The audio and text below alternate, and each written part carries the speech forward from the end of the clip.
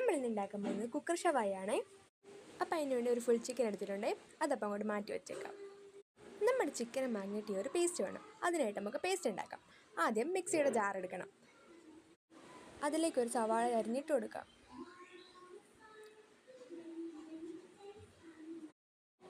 പിന്നെ ഒരു തക്കാളി 4 കീറിയിട്ട് കൊടുക്കാം. പച്ചമുളക് അങ്ങനെ തന്നെ ഇട്ട് കൊടുക്കാം. കുറച്ച് മല്ലിയിലയും ഇഞ്ചി ചെറിയ 2 കഷ്ണങ്ങളാക്കിയും 3-4 വെളുത്തുള്ളിയും കൂടി ഇട്ട് കൊടുക്കാം. പിന്നെ കുറച്ച് തൈര് കൂടി ഒഴിച്ച് കൊടുക്കാം. പുളിയുള്ള തൈരാണ് നല്ലത്. കുറച്ച് ഉപ്പും കൂടി ഇട്ടാം. എന്നിട്ട് ഇത് മിക്സിയിലിട്ടൊന്ന് അടിച്ചെടുക്കാം. അതൊന്ന് മാറ്റി വെച്ച ശേഷം നമ്മുടെ ചിക്കൻ എടുത്തിട്ട് കുറച്ച് വിനാഗിരി ഒഴിച്ചിട്ട് ഒന്ന് മാഗ്നേറ്റ് ചെയ്ത് വെക്കാം. അത് കഴിഞ്ഞ ശേഷം നമ്മുടെ പേസ്റ്റ് ചിക്കൻ നന്നായിട്ടൊന്ന് തേച്ച് പിടിപ്പിച്ച് കൊടുക്കാം. അത് തേച്ച് പിടിപ്പിച്ച ശേഷം കുറച്ച് നേരം നമുക്ക് ഫ്രിഡ്ജിൽ വെക്കാം കേട്ടോ. അത് വെച്ച ശേഷം എന്നിട്ട് അത് കുക്കറിലിട്ട് വേവിച്ചെടുക്കാം കേട്ടോ.